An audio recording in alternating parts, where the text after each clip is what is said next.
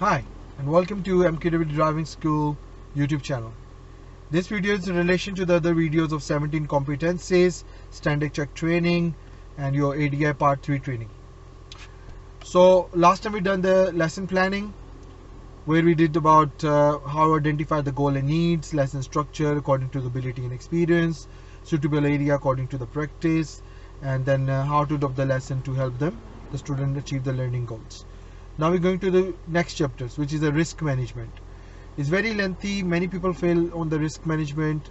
So this is why we're going to do in another chunks. So first we're going to talk about the risk management itself. What is risk?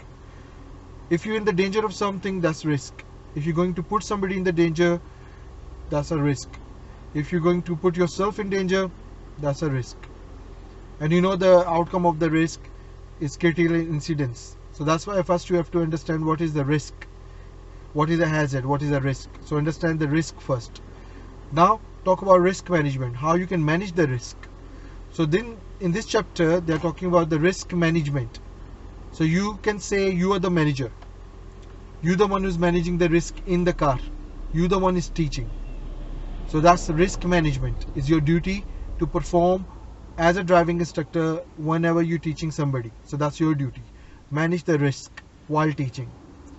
Student is in a very low level, like you can say he is a beginner, he's partly trained, he cannot manage the risk, he's not a manager level, he's just an employee yet. So you the one who's watching the employee and managing the risk, you the one who's giving the tips.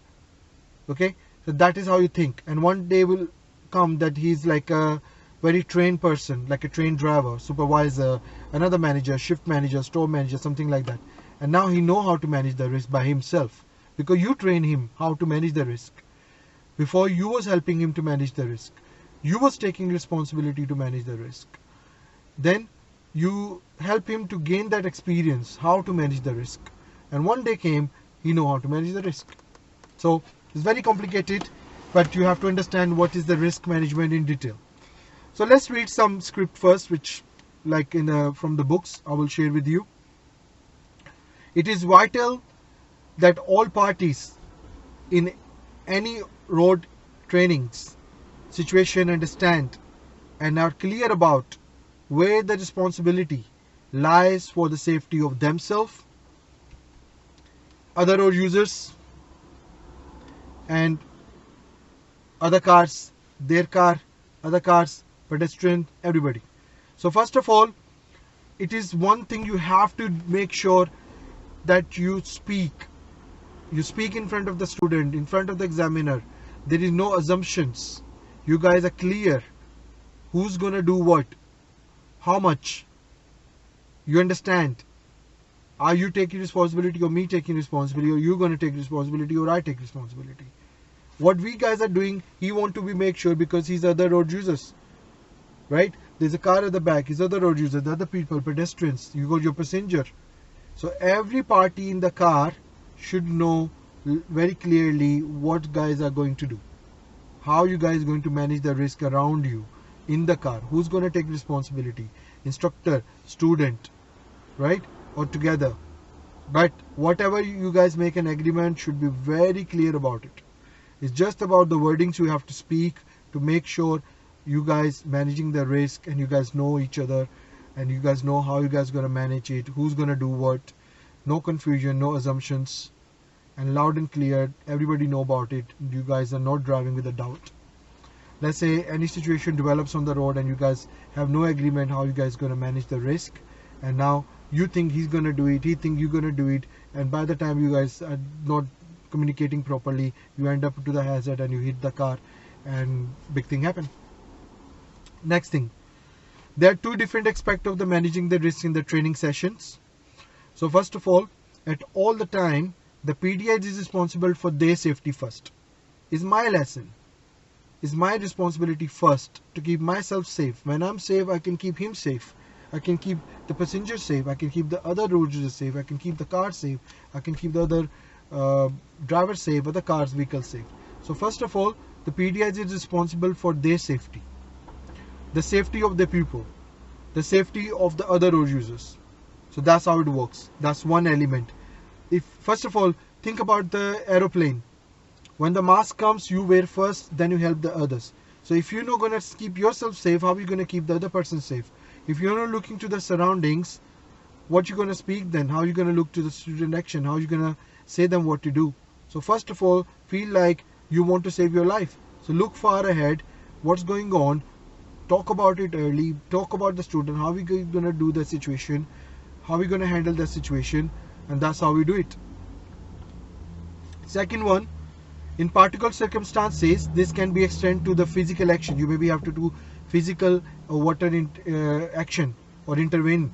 And that means you're trying to manage the risk, not let the car happen. Sorry, not let the car hit by somebody or you going to hit somebody. You're managing the risk by controlling the lesson from physical or verbal intervention. So you can save the critical incident in that situation. Or you can say you have to do this because your student, the PDI, you can see your student is not managing the risk and is not taking responsibility, or he agree with you first and now he can't do it. So that's how you know that you need to take responsibility now.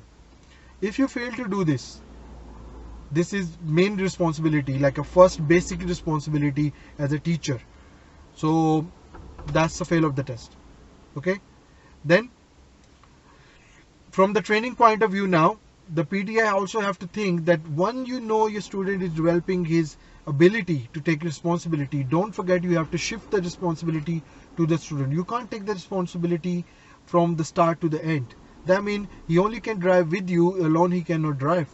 And what you are doing now, you're making him independent for lifetime. So when you're not going to be with him, so you have to teach him how to take the responsibility, how you manage the risk, so he can do this later when he drive alone. So you can't keep with you. If you keep with you all the time from the start to the end, never shift or never feel he got ability and experience to take it now as a responsibility, you're still losing the number. That why you not feel it that you need to pass on the responsibility. You can't do somebody work every day. You have to teach him how to do the work, help him today, so tomorrow he can do later. That is what the manager and management people or trainers do, teach the employees to do the work, and they do the store run, for example. Now, when you see the student is developing his ability, you pass on the risk.